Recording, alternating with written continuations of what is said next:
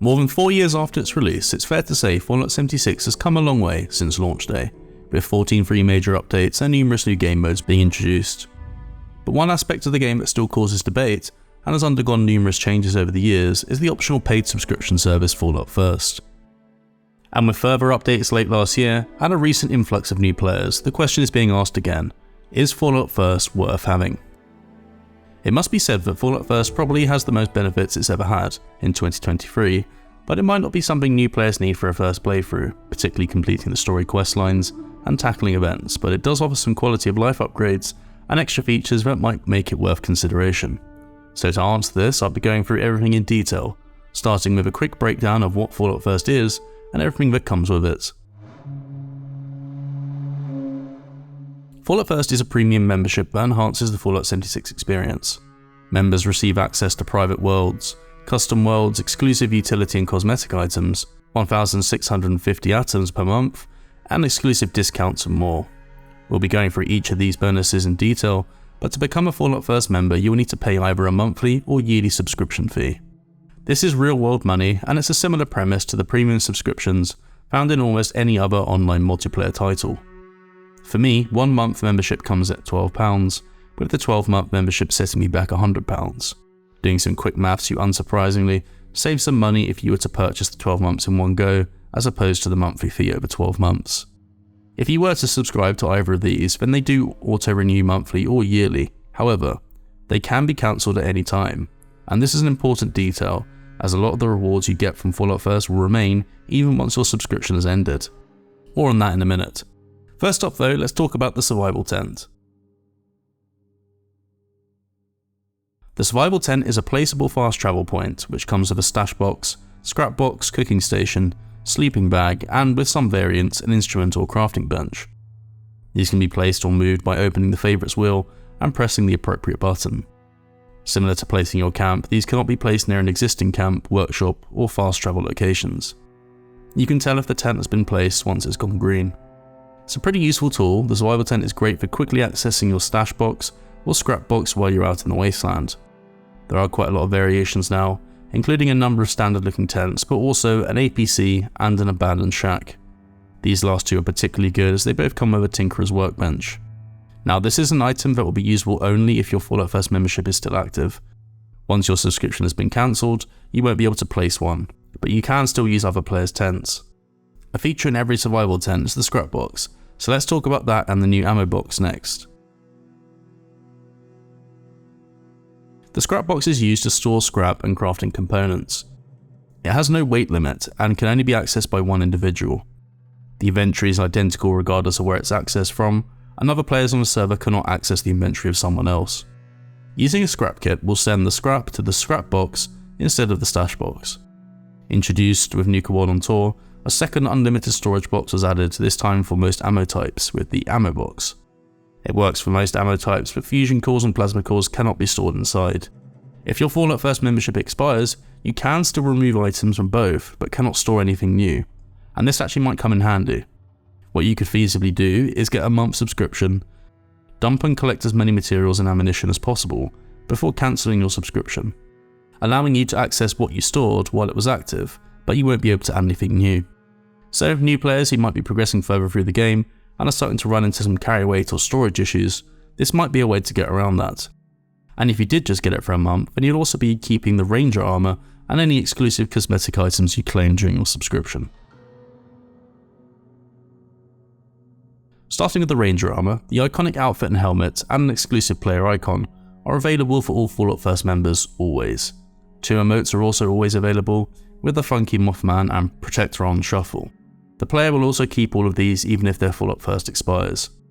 But there's a lot more possible rewards. Each month the Atomic Shop will release a free monthly item. Some of these past items have included more outfits, with other variants of the Ranger armor, Brotherhood of Steel Under Armor, an Enclave Officer uniform and atomic camo paints. There have also been power armor skins and a multitude of camp items.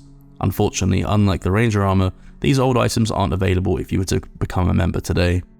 Instead, Bethesda releases Fallout First quarterly catch-up bundles, which include these old rewards but will cost you atoms. These bundles normally come in at around 1,000 atoms depending on how many of the included items you have in that bundle already. If you're looking at long-term subscription, then it should be noted that Fallout First monthly rewards in the Atomic Shop have improved over the years. This month saw the Securitron-esque vendor bot, and other rewards like the plane generator, 9-ball table, and alien stasis chamber bed have also been pretty good.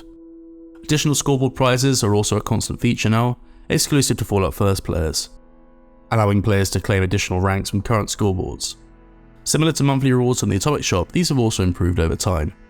Alongside everything we've discussed, you of course get a monthly quota of atoms as well. Atoms are the microtransaction currency used to purchase varying items from the Atomic Shop. Any purchases from the shop will work across all characters created by the player. By Fallout First, you receive 1,650 atoms each month. Atoms will be delivered monthly, with the first installment delivered at the time of purchase.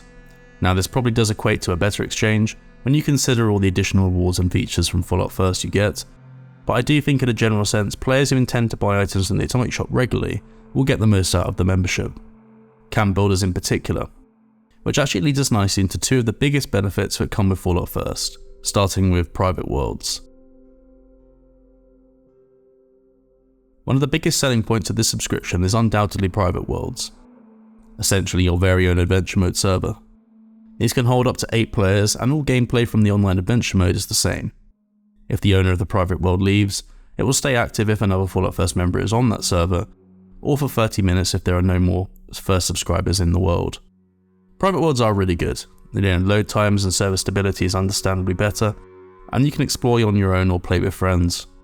I found a really useful function for private servers is farming enemies and finding rare items or plans.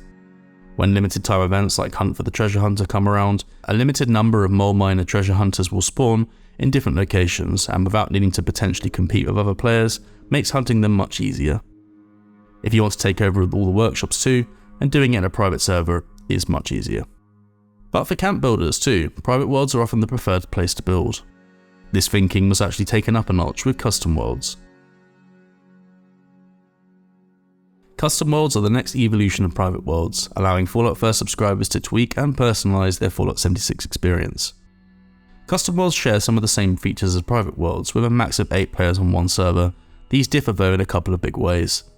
Firstly, these are completely customised. You can create a personalised custom world and can change the weather, turn off building restrictions, increase build radius and height, build literally anywhere, and even spawn waves of enemies. The second big difference is that these custom worlds do not share progression with adventure mode, unlike private worlds. Understandable considering the changes you make, but it does make them quite unpopular with some players. As these custom worlds are also unique instances, it also means that players can't see builds unless they're invited into the server. However, speaking from personal experience, we do love custom worlds on the channel. They're perfect for creating enormous builds in any location, as well as completely customizing the weather and environmental settings. It does seem cater-made for uploading camp tours or filming videos of camp builds, which a lot of builders actually do. You can load an adventure mode camp as well into a custom world at any time, allowing you to actually use the extra features to improve the video quality. Outside of building, you can also complete some daily and weekly challenges, which do share progression in a custom world very easily, if you mess around with the settings. But that brings us to the end of the breakdown for each feature of Fallout First, so let's summarise. The benefits Fallout First gives you in 2023 are exponentially better than when it was first introduced in 2019. That being said, I still think this membership is cater-made for players who are in for the long haul, and more specifically camp builders who will get a lot out of the various benefits. If you're someone who is comfortable already spending atoms in the Atomic Shop and is eager not to miss out on any monthly rewards and additional scoreboard prizes, then it probably is for you. New players who have just started up recently, then there are a lot of features this introduces that might not be needed just yet in your playthrough. But if you are looking to test it out for yourself, and perhaps look at getting a single month subscription, so you can pick up the cosmetics, emotes, and see how the benefits play out for you. Filling a stash box and ammo box during a single month could be a strategy, and you can also gauge if a particular season has rewards you want to claim. The controversy around aspects of Fallout First becoming pay to win is in a lot of instances still justified. It definitely is pretty normal for multiplayer games to have systems like this one. However, discussing some of the features like the Scrapbox and Ammobox for example, their existence does fly in the face of some of the early feedback around increasing stash box limit.